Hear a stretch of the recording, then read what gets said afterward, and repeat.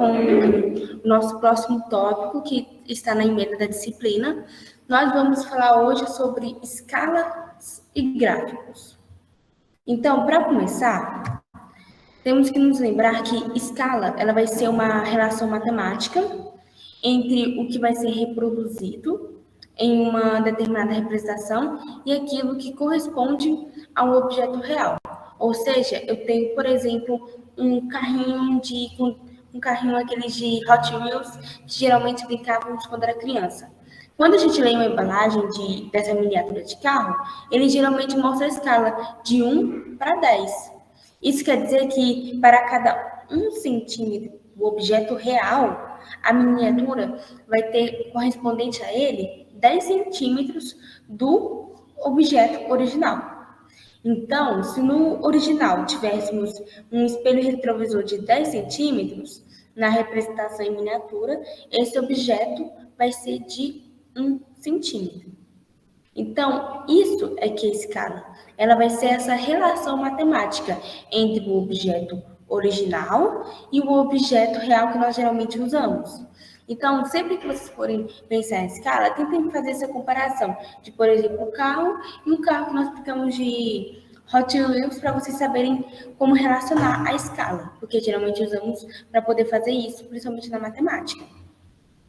Além disso, as escalas e gráficos são essenciais para nos comunicar informações de maneira visualmente atraente e facilmente compreensível. Ou seja, você faz aquele banco de dados, você vai fazer a sua pesquisa e você sabe que na sua turma de 30 alunos, 5% é dessa família, 5% é desse outro território. Então, ela ajuda, transforma de maneira mais visual e atraente a informação, os dados que você colheu. A mesma coisa funciona para a escala, porque geralmente vamos usar a escala não só para objetos, mas também em planos cartesianos, em mapas. Aquela pessoa que sabe muito bem ler o mapa geográfico tem que entender bem de escala, porque o que está no mapa não é a mesma coisa que está no original. A cada 1 centímetro que vai estar mostrando no mapa vai corresponder a uma quantidade do que é o original. Então, a escala e gráficos ajudam nessa comunicação de informações. Além disso, elas ajudam a simplificar dados complexos e destacar padrões e tendências importantes. Não é à toa que, geralmente, quando temos gráficos, nós conseguimos ver aquele gráfico de pizza redondo e conseguimos entender melhor aquela informação que, para colher, foi uma maneira muito complexa. E se fosse dar para a gente, seria até mesmo mais difícil. Gente, eu peço que se alguma hora o áudio parar de funcionar, ou vocês não conseguirem entender o que eu estou dizendo, que levantem a mão, ou até mesmo liguem o áudio para me dizer, tá bom? Porque eu não vou conseguir ver pelo chat. Então, essa é a parte mais importante que eu gostaria de destacar entre a escala e o gráfico. Continuando, exemplos de uso de escala e gráfico. Quando é que vamos usar eles?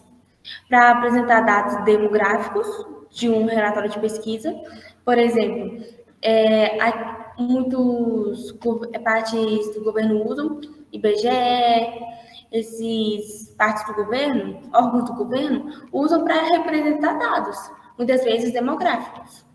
Para você comparar o desempenho de vendas de diferentes produtos, você é o chefe da sua empresa e você precisa saber qual departamento de venda está vendendo mais e por que ela não está vendendo como você gostaria.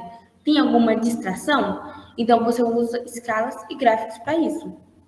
Para você analisar o crescimento da receita ao longo do tempo, apresentar a participação de mercado de empresas concorrentes, visualizar o progresso de metas em um painel de controle. Porque, como disse, a visualização é a chave nesse quesito. Então, esse é um importante exemplo de como usamos esses dois conteúdos. Agora vamos ver quais são os tipos de escalas que existem. Nós temos as escalas nominais, que são utilizadas para categorizar dados em qualquer ordem específica, ou seja, já está como o próprio nome já diz, nominal. está correspondente ao nome, a uma ordem específica. Temos as escalas ordinais, que estão na categoria onde há uma ordem, mas sem valores específicos. Ou seja, você está fazendo aquela pesquisa e você não tem um valor exato, não tem aquele valor específico. Então, você vai usar uma escala de ordem, de ordinais. Enquanto a ordinais não tem valor específico, a nominal não tem uma ordem específica. As escalas intervalares são escalas que possuem uma ordem e uma unidade de medida fixa. Então, ela vai possuir o que a nominal e a ordinal não tem, a intervalares vai ter. Ela vai possuir ordem e uma unidade fixa. Ou seja, ela vai começar a ser mais específica e até mesmo mais exata. Já a escala de razão é como uma ordem, com uma unidade fixa de um ponto zero absoluto. Ou seja, nas aulas de ontem, nós estudamos que tudo vai ter um ponto de referência, tanto na ciência quanto na matemática, para poder resolvermos as questões. Na escala de razão, nós vamos ter esse ponto zero absoluto, que vai ser como nosso ponto de referência. E ele vai também ter a ordem e uma unidade fixa. Então, são essas nossas 4 principais escalas que nós usamos hoje em dia nos nossos estudos e que nós podemos destacar na videoaula de hoje. Agora, quais são os tipos de gráficos? Bom, há várias opções de gráficos que podem ser utilizados para visualizar diferentes tipos de dados.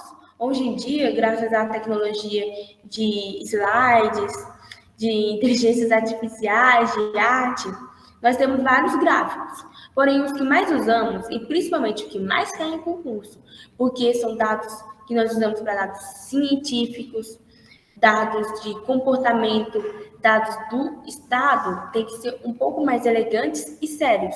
Então, não pode ter muita cor, muita coisa colorida, tem que representar algo. Então, eles são um pouco mais sérios. Nisso, podemos destacar 3. O de barra, o de linha e o de pizza. O de barra, você vai usar ele é ideal para comparar diferentes categorias de dados. Ou seja, aquele que você tem o mês e o ano. No ano de 2003, 2008, 2009, aí você tem os meses e você vê o quanto a sua empresa lucrou com isso ou não. O quanto cresceu e quanto abaixou a cada ano que passa.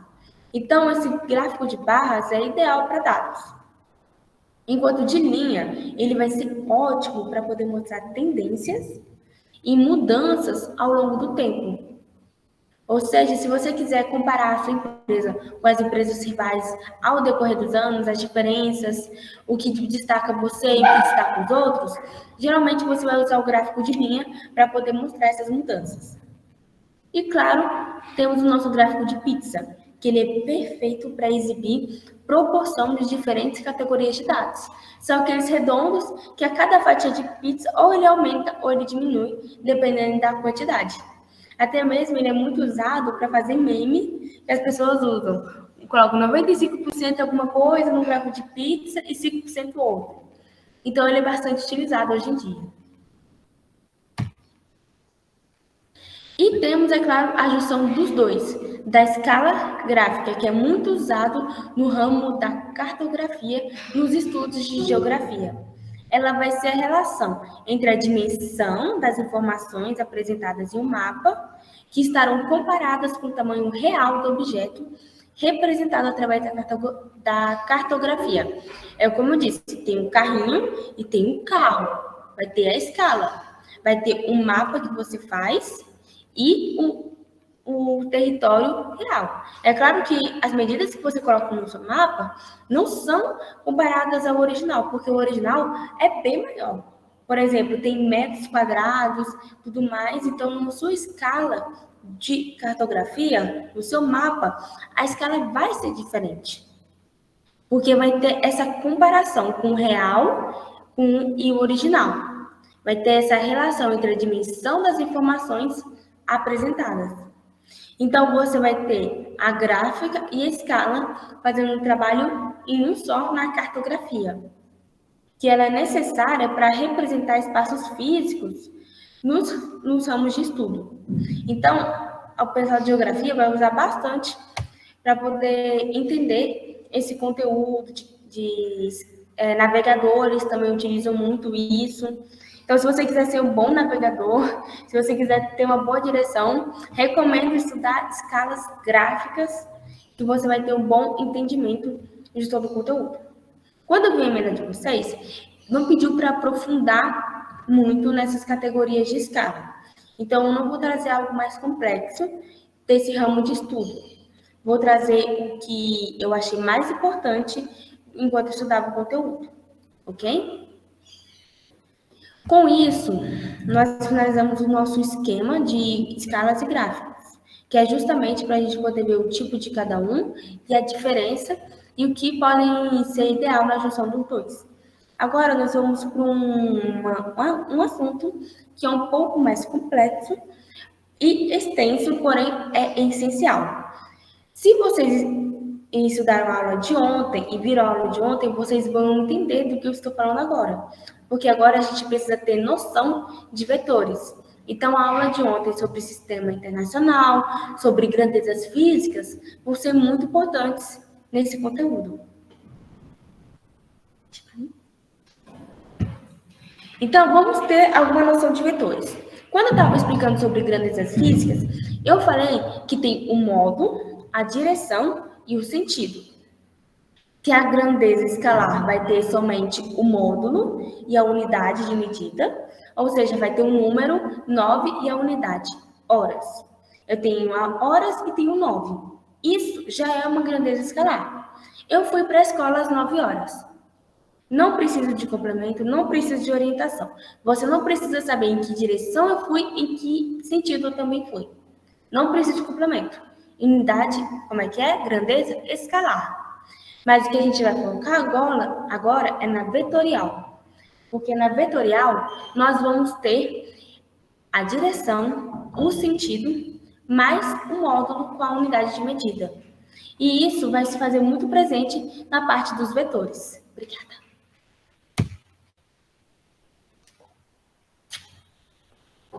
Então, mas o que são exatamente esses vetores? Eles vão ser segmentos de reta usados para representar alguma grandeza vetorial. Então, ele vai ser como essa seta. Segmento reto. Setinha. Então, essas setas que estão demonstrando aqui nessas imagens dos slides, eles são segmentos de reta, que nós usamos muito na física e na matemática para poder representar essa grandeza. E também usamos para poder representar a direção, o sentido e o módulo, que, como já dizem entre parênteses, é o tamanho. Então, esses vetores eles são usados para expressar essas grandezas vetoriais. Olhem, por exemplo, nessa imagem, na imagem A. Nós temos dois segmentos de reta. O A, que mostra o segmento de reta esse vermelhinho, ele mostra um vetor de módulo. Ou seja, como não temos um tamanho específico, nós vamos colocar uma letra. Que letra é essa? É o A. Então, ele tem um certo tamanho. A letra A. Então, ele vai seguir em certa direção. Ele vai ter uma certa direção e um certo sentido. Então, se quisermos saber a posição de algum local, é necessário que a gente aponte uma direção. E é isso que o segmento de reta vai fazer. Ele vai pegar e apontar uma direção. Nesse caso, o sentido do movimento é dado pela ponta do dedo. Então, nós temos aqui na seta vermelha indicando para os dois lados. Mas, na outra seta preta, já está indicando em um lado só. Então, esse sentido do movimento é dado pela ponta. Então, nós sabemos aqui que temos o tamanho A, que está indicando essa direção nesse sentido. Então, já podemos saber aonde ficam as coisas, já sabemos aonde nos localizar. Então, eles são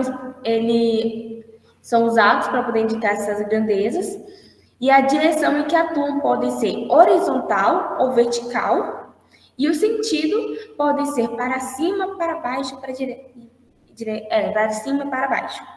Então, lembra, horizontal, vertical, cima e baixo, sentido e direção.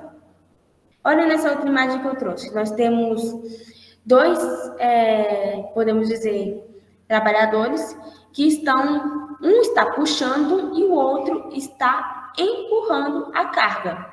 Nós podemos saber que o puxar e o empurrar são duas forças completamente diferentes. Porque uma força é você puxar, a outra é ele empurrar no mesmo sentido. Os dois estão indo em sentidos opostos? Não. Olhem a seta. A seta está apontando para onde? Ela está apontando para a mesma direção. Se um estivesse puxando e o outro estivesse empurrando para direções opostas, seria mais complicado atuar. Seria bem mais complicado, talvez ia destruir alguma coisa. Mas eles estão indo para a mesma direção. Estão indo para o mesmo sentido. Então, eles estão indo no sentido da horizontal, indo pelo lado da, se não me engano, da minha esquerda. Eu não sei se é a esquerda de vocês. Então, nós temos a direção e o sentido. Ele não está indo nem para cima nem para baixo, mas está indo para a esquerda, na parte horizontal. E estão empurrando e forçando, estão usando a força para um mesmo objetivo. E a seta vermelha nos indica isso. Tá bom? Então, já sabemos a força e a direção que eles estão seguindo, que eles estão proporcionando um para o outro. Então, nós vamos ter o F de força e a seta em cima da letra sempre vai estar representando a direção e o sentido. O F geralmente vai ser a letra que vai estar representando um módulo, ou seja, vai estar representando um número. Pode ser 30, pode ser 40, que vai estar representando, junto com a unidade de medida, a quantidade de força que eles estão usando nessa carga. E a seta vai estar nos auxiliando na direção e sentido. Ok? Então, esses são os nossos vetores. São esses segmentos que a gente vai usar.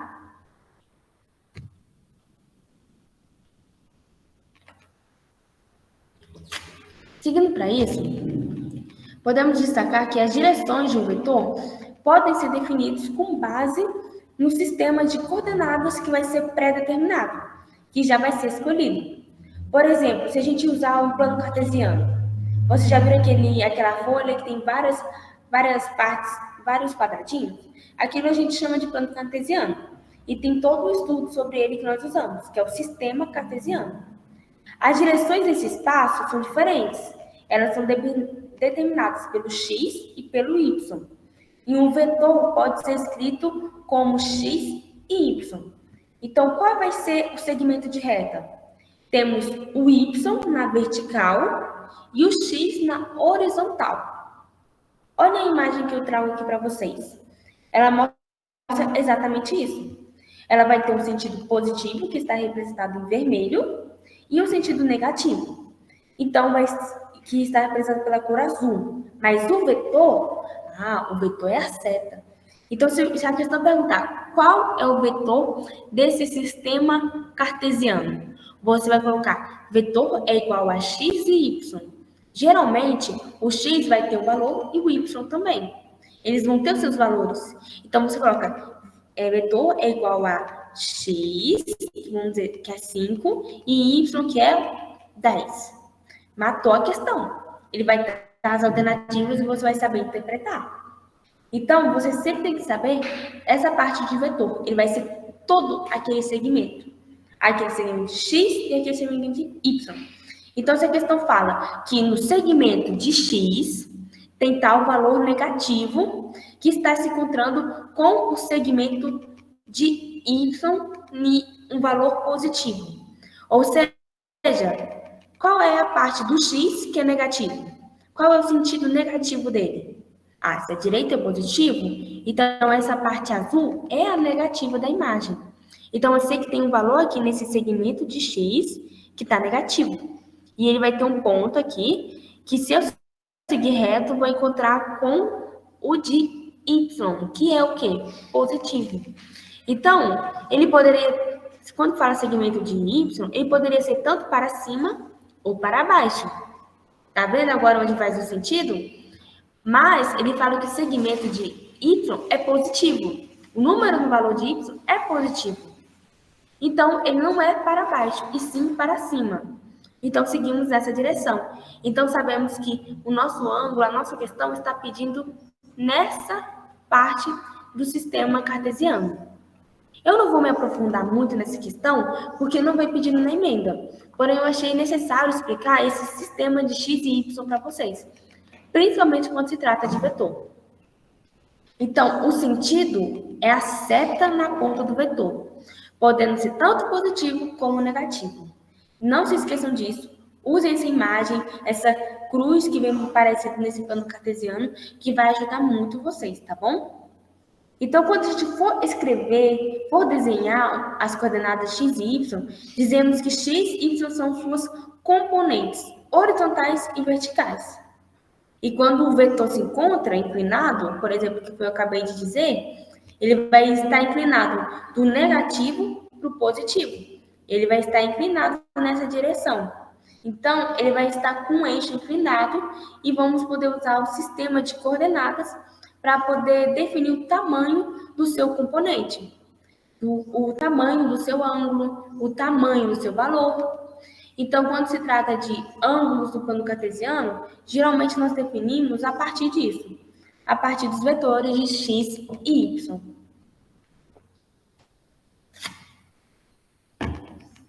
Então, basta conhecermos o ângulo formado entre o vetor e a direção horizontal e o módulo do vetor, como mostra na nossa imagem. Nós vamos saber o módulo, que é o valor, vamos saber se a direção é horizontal ou vertical, e vamos saber o vetor que vai estar nos indicando, o sentido, se é para cima ou para baixo, para a esquerda ou para a direita. Ok?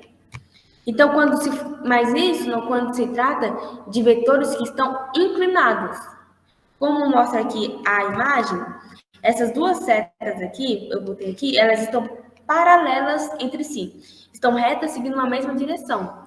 Mas se viesse uma outra reta, seguindo outra direção, inclinada para outro meio, então eu usaria essa noção de plano cartesiano para poder entender os meus segmentos de reta.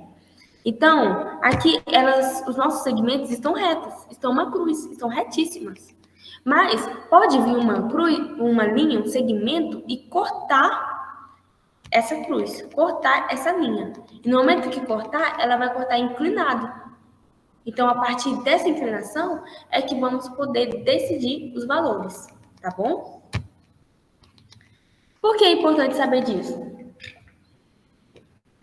Porque nós vamos começar a ver essa noção de vetores que vai usar essa parte de segmento inclinado, mas é como eu disse, a física, a matemática sempre tem uma fórmula. Se você está em dúvida, usa a fórmula. A fórmula é o que nos salva. Se falou ângulo, bum. Falou vetor e segmento, vamos usar essa fórmula aqui, essa lindíssima, que vai nos representar. Então, quando o vetor ele vai se encontrar inclinado, como mostra aqui a imagem, é possível você determinar o tamanho do seu componente. Infelizmente, na física e na matemática, tudo pode ser calculado. Não tem nada impossível que você não possa usar uma fórmula e calcular aquilo. Infelizmente, isso aumenta nosso peso para poder estudar as questões, não é verdade? Mas, então, a gente vai conseguir calcular um vetor que é inclinado. Vai conseguir calcular.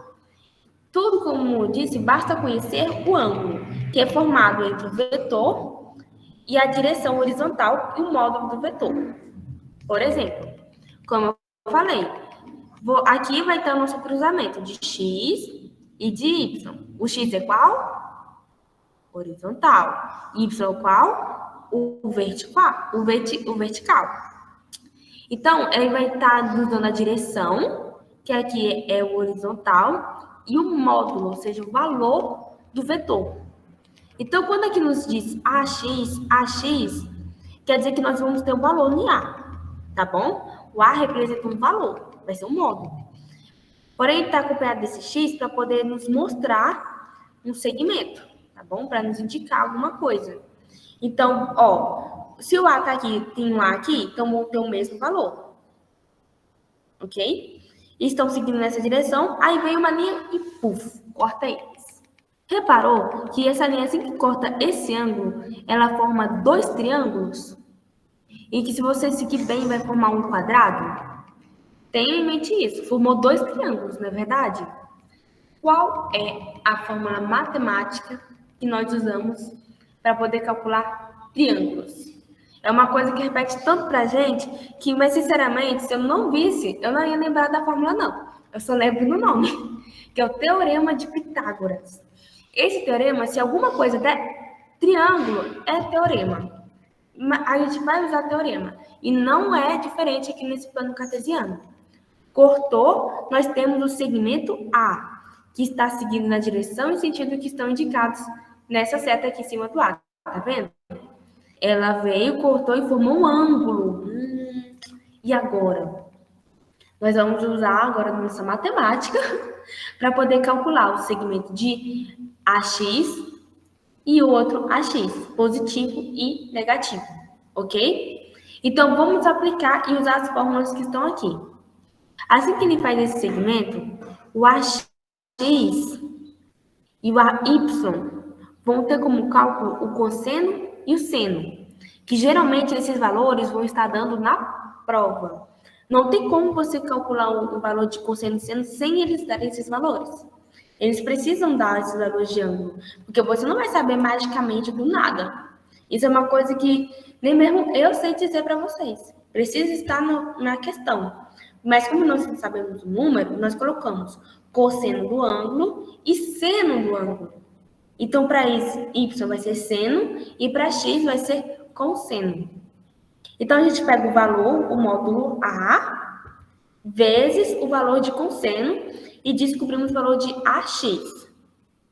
Depois, nós pegamos a mesma coisa, só porque com o seno, e descobrimos o valor do AY. Então, já temos, no nosso triângulo, já descobrimos o valor de dois segmentos. Ok, mas e agora? Como é que eu faço para descobrir desse segmento principal que cortou o meu plano cartesiano? Vai usar o Teorema de Pitágoras. Você vai pegar o valor de A, que está em módulo, vai pegar a raiz quadrada de x e de y, o valor A de x e o valor A de y, e aplicar nessa fórmula. A fórmula está bem aqui, como eu disse para vocês, eu ia deixar tudo aqui já. Então, essa é a fórmula que vamos utilizar. Você vai resolver um por um. Primeiro, vai resolver, tá vendo como esses dois A's estão elevados a 2? Resolve o AX elevado a 2. Depois, você vai resolver o AY elevado a 2. Descobriu o valor dos dois? O que você faz? Soma. Depois que somar, você vai tirar a raiz quadrada. Depois que tirar a raiz quadrada, você vai chegar no valor final. Esse valor final vai ser o nosso valor de A. Então, vamos usar o teorema para poder justamente descobrir o final do nosso segmento. Como eu disse, tudo dá para ser calculado, e aqui não é diferente. Então, viram que vai ser uma operação de vetores? Por isso que eu disse que é importante justamente citar essa parte de ângulo, porque é uma noção que temos que ter que vai ocorrer nos vetores. Tanto que agora nós vamos ver mais sobre essas operações. Vocês viram como resolver quando se trata de ângulo, e vamos ter mais uma outra para poder nos especificar sobre isso e nos trazer mais exemplos, mas é tudo questão de fórmula. É tudo questão de aplicar na fórmula, usar o Teorema de Pitágoras e você vai conseguir resolver ela, tá bom? Vamos começar com a primeira operação. Trouxe a mais fácil primeiro. A primeira operação vai ser a de soma. Quando duas linhas estão paralelas entre si e seguindo com a mesma direção e no mesmo sentido. O ângulo formado entre esses vetores vai ser nulo. Porque tá vendo aqui nessa imagem? Tem algum ângulo? Tem como formar algum ângulo? Na imagem que vocês veem, você acha que vai formar alguma coisa? Não vai, então vai ser sempre zero. Zero. Se não tem ângulo... Tem alguém passar aqui? Não. Não? Não. Se não tem ângulo, então a gente vai seguir apenas com a soma de A e B. É como se fosse o nosso XY. Só porque eles não estão seguindo o plano cartesiano. Mas você vai pegar o valor de A, o valor de B, vai somar e descobrir o nosso vetor, a resposta do nosso vetor, tá bom? Então, nessa primeira operação é somente isso. Paralelos com a mesma direção, mesmo sentido. O que você vai fazer? Você só vai precisar somar, ok? Eles estão com módulos, estão com os valores. Tudo que você vai precisar fazer é isso. Somar e chegar no módulo de vetor R. Quando eu falo R, quer dizer que é R de resposta, é resolução, é resultado. Então, é o resultado final desses dois segmentos. Tá ok? Continuando. Se tem como somar, tem como o quê? Subtrair. Então, é isso que vamos trabalhar agora, na subtração de vetores. Agora, esses vetores, como eu disse, se estiver na mesma direção, é fácil você exercer a sua força, puxar e empurrar. Mas, se estiverem em direção opostas, a força vai ser mais difícil e vai ser mais complicado. Então, vai fazer um ângulo, eles vão acabar fazendo um ângulo de 180 graus entre si. Então, vai ter um ângulo e vão se encontrar na mesma direção. Porém, queridos, os sentidos vão ser diferentes. Enquanto um está indo para cima, o outro indo para baixo. Enquanto um está indo para a esquerda, o outro indo para a direita. Vão formar um ângulo de 180 graus, vão seguir na mesma direção, porém em sentidos diferentes. Ah, Raquel, e agora? Como é que eu vou fazer a subtração desses vetores? Simples. A subtração deles vão ser a sua diferença. Se a questão fale, tire a diferença dos vetores desses segmentos de reta, a diferença é a subtração. Então, temos esse segmento de retas seguindo direções opostas, certo? Sentidos opostos, mas na mesma direção. Então, você vai calcular agora a diferença entre elas e vai chegar no nosso vetor, na resposta do nosso vetor. Então, pega o valor de A, pega o valor de B, subtrai e vai chegar na resposta. Somente isso. Nesse, não é, por mais que forme ângulo, não é necessário mexer com ele. É somente para você chegar numa resposta. Ok? Já fomos adição e já fomos subtração. Agora vamos para vetores perpendiculares. E como... Espera aí que eu vou dar uma olhada aqui no chat.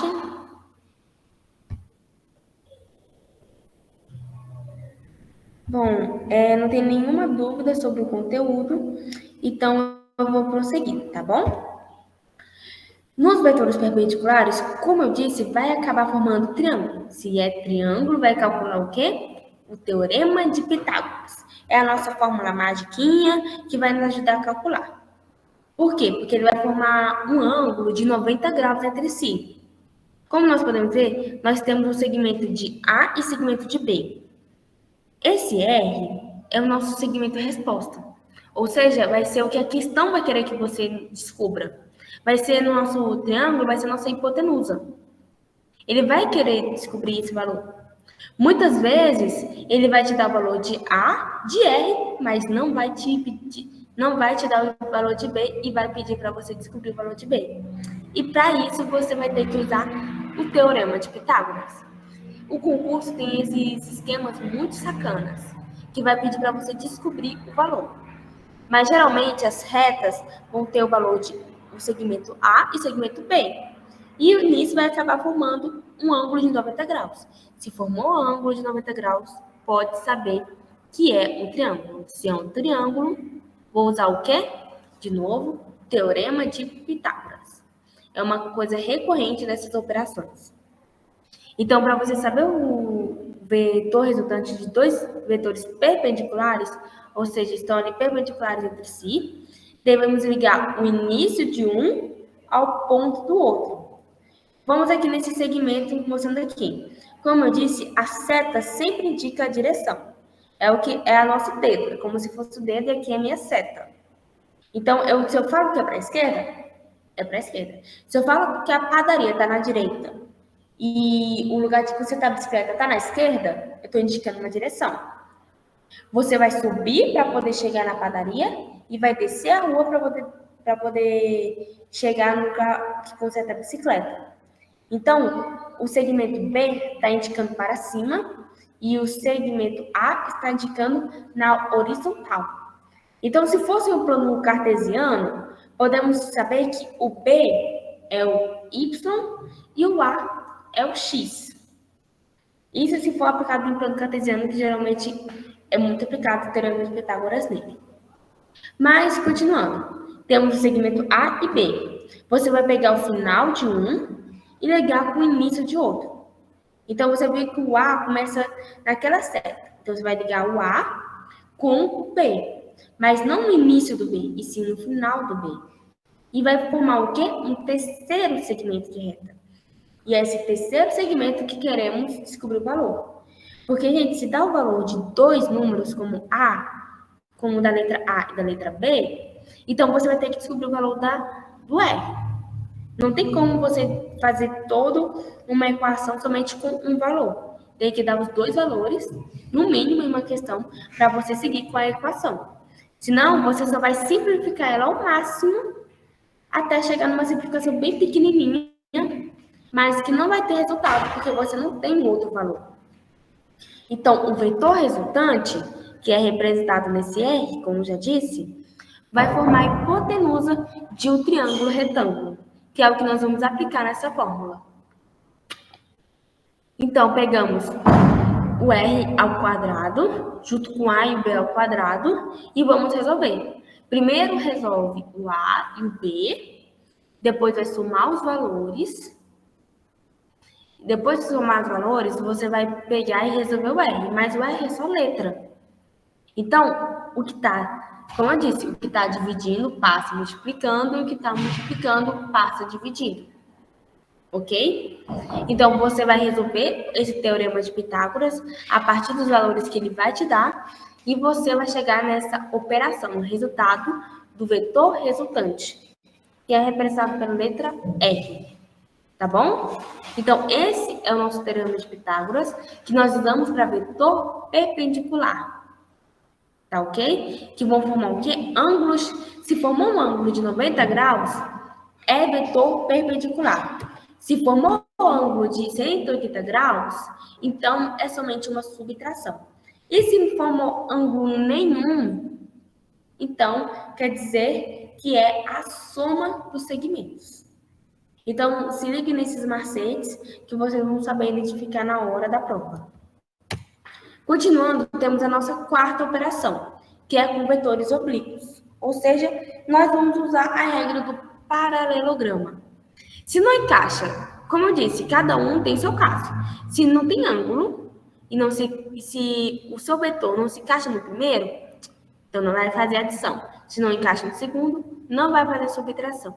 Se não forma um triângulo, que é um ângulo de 90 graus, então você também não vai usar o teorema de Pitágoras aqui, meu bem. O que você vai fazer? Você vai usar a regra do paralelograma, que pode ser determinado geometricamente pela regra do paralelograma. Porque como a gente sabe na geografia, cada um vai ter um triângulo, vai ter um paralelograma, vai ter um meio de se calcular. Então, as principais operações que usamos nos vetores que dão são esses. Então, são esses que a gente vai se lembrar. Quando são vetores oblíquos, vamos usar essa regra. Olha como é um vetor oblíquo. Temos os nossos segmentos em comum de azul e os nossos segmentos em comum de vermelho e temos nosso vetor resultante, que é o de amarelo. Então, eles vão estar seguindo nesses segmentos e você vai pegar o começo, como eu disse, o final de um e ligar no começo de outro. Vai fazer um segmento reto, que vai ser o nosso vetor resultante. E é esse que vamos usar para calcular. Você vai aplicar essa fórmula dos vetores oblíquos, aplicando o valor de A e B ao quadrado, exemplo 2, porque temos mais dois segmentos, para chegar no nosso vetor resposta. Então, lembrem da fórmula. Tá vendo que está mostrando cosseno? Geralmente, na matemática, eles colocam uma simples caixa indicando os valores de cosseno e seno que vão ser usados em toda a prova. E você vai lá e olha, o cosseno desse ângulo é esse. Então, vai ser esse que eu vou usar. Seno ok, seno ok. Agora é só lembrar da fórmula. Não é teorema de Pitágoras, porque eu vi isso. Esse ângulo é totalmente estranho e diferente. Então, é um oblíquo. Se eu uso o oblíquo, eu vou usar essa fórmula. Então, aplicando a fórmula, vai conseguir resolver essa operação.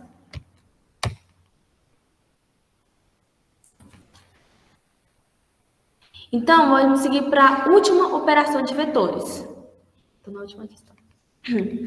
Que é o resultante de vários. Ou seja, aquele vetor resultante, vamos utilizar isso aqui, só porque em vez de ser só um ou dois segmentos, são 4 segmentos que acabam virando 5 retas.